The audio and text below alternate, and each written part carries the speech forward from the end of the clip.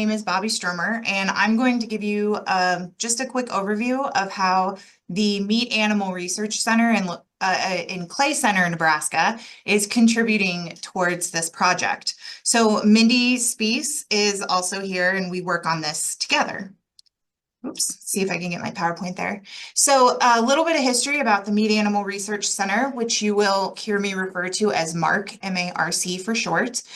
Originally, this property was built as an ammunition depot in 1942 to support World War II efforts, and it ran for a long time like that. But eventually, once the war was over and we no longer needed that kind of munitions output, some of the ground was sold off privately, and the remaining portion was converted into the USDA Research Center that's here now. So that was established in 1964.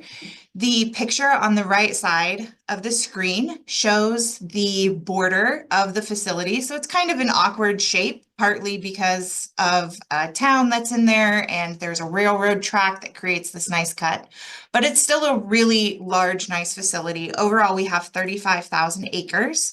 29,000 acres are pastures, and then 6,000 acres are irrigated land, which if you look at the Google Map images, you can kind of see our pivot circles scattered throughout the property. As a research facility, 50% of our research is dedicated to beef cattle. We have 8,000 cow-calf pairs and then 6,000 head feedlot. We also have 30% of our research dedicated to swine. We have a couple of swine facilities on site that house 500 sows. And then we also do 20% research on sheep, where we house 2,000 ewes. And the research that we do covers not only this kind of environmental research that we're doing now, but also genetics, nutrition, meat quality and safety, things like that. If you've never been to the great state of Nebraska, there's a few things about the weather I'd like to point out. We are considered a humid continental climate. We have cold winters. So the graph here in the top right-hand corner is weather data. And you can see in January, our lows hover below 20 degrees Fahrenheit, where our high average is below 40, so around freezing.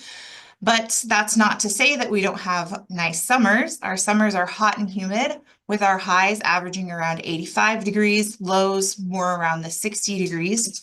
And we do get very hot days, like it's not uncommon for it to get up to 100.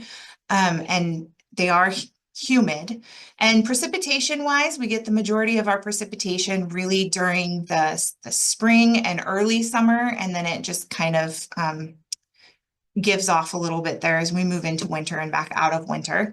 And then we are also a very windy state. Depending on how the data is calculated, we range anywhere between first and 8th windiest state in the US. The data I'm showing you has us ranked as 5th, but it is very windy here, which is important for considering the ammonia deposition. So the graph down here is the gray bars are showing you our average winds, and the red bars that terminate in that dark red spot are the recorded gusts for all those different days. And you can see it is not uncommon for us to have average winds over 20, and definitely not uncommon for us to have gusts over 30 miles an hour. This data is from 2024. We actually had 3 days where we registered gusts at 60 miles per hour or higher. So very windy here. All of our contributions towards this project are centered around our feedlot on station. So our feedlot is a 75-acre lot. We are permitted to have 6,400 head of cattle, although as I mentioned earlier, we usually have more like 6,000 in the feedlot at a time. The cattle are fed corn and corn silage-based diets, and we do not do any sort of distillers grains or ethanol co-products. North of the feedlot is the McMurtry Natural Wildlife Preserve. So this is managed by NRD, I believe, and it is 650 acres of wetlands and 400 acres of upland habitat. So this image here is showing the McMurtry property, and you can kind of see this green outline, which is the lower laying like water basin where that water collects. And then around it, we have some trees and a few grasslands that surround it. What makes this also an interesting place to observe is not only that it's a grasslands where we can measure the deposition from our feedlot, but there's also a commercial swine facility on the north and the northeast corner of this preserve.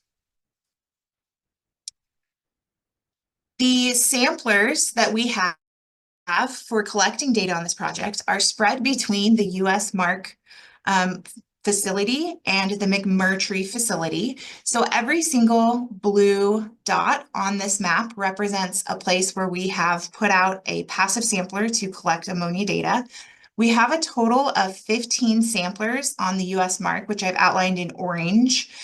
We have 4 of them south of the feedlot, starting at 2 miles south. And then the closest one is literally just right across the paved road from the feedlot. We have 1 directly west of the feedlot, which is this sampler number 9. And then the remaining 10 are all north of the feedlot, with sampler 6 over here northeast of the feedlot. For the McMurtry Natural Wildlife Preserve, we have a total of 10 samplers, and they pretty much are placed around the perimeter of that preserve, with 1 kind of in the center to collect that little extra bit of data. So we've been collecting data from these samplers since the summer of 2023, and as of right now, our plans are to continue collecting data through 2026. So these individual sampling spots are where we place the Ogawa passive samplers, and somebody else will, Jacek actually will describe those to you in a few minutes. But I'll tell you about the poles that we use to collect them. We have all of our samplers out on these 10-foot PVC pipe poles that slip over T-posts. And at the top of each pole, we have this little brown cup. And inside the cup, we have a little magnet that holds the Ogawa sampler, which is this white portion here, in place. This was actually our second iteration of these samples. Originally, we had them alligator clipped to plastic pieces, but plastic does not hold up well in the sunshine, and we were having difficulties keeping them up for 2 weeks at a time. We would occasionally find them on the ground. But since switching to this, they have remained in place and it works really smoothly for us. So they attach through the magnet, and then we go out bi-weekly and pull down the old samplers and put up fresh samplers. And then we take the samplers back to the lab, we disassemble them and preserve them and send them off to ARS Lincoln, where they are analyzed. So I have a video here showing how we change out these samplers. It is very windy, so you can see the top of the pole shakes a lot, which makes this somewhat challenging sometimes. But we have these 5-foot, they're called trash grabbers, and we use those to reach up and pull the old sample down. And in her hand, she has a cup with a screw-on lid that protects the samplers while they're in transport. And so she took out a fresh sampler, and she will stick it back up and attach it to the magnet. And it'll stay there for 2 weeks while we collect the next round of data.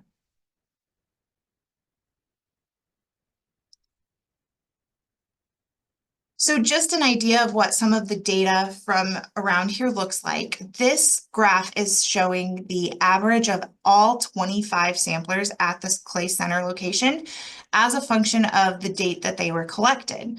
So you'll notice that we definitely can see some spikes and depressions in the ammonia deposition. If we want to take a further look at this data, we can start to pull apart the samplers and consider them as groups. So for example, we can look at the average ammonia deposited as a function of the mark samplers, which are plotted in orange, versus the samplers that are out on the McMurtry Natural Wildlife Preserve. When we plot the data this way, we see that we actually get more ammonia from the mark samplers compared to the McMurtry. Now, this is a really rough look at the data. There are probably more eloquent ways to pull this apart and start analyzing it, but it just gives us an idea of what we're seeing for ammonia deposition around these 2 separate locations. We also can pull the data out and look at individual samplers and compare them to see where that ammonia is blowing to and fro. So in this example here, I've pulled out the data for sampler number 11, which is 1 mile south of our feedlot. And it is plotted in green. And you can see that it has pretty low ammonia concentrations relative to some of the other samplers. If we pull the data from sampler number 7, which is that sampler that sits right across the road from the feedlot, it has usually the highest concentration of ammonia. We do have sometimes where it dips lower to be more on track with the other samplers, but several times it's significantly higher.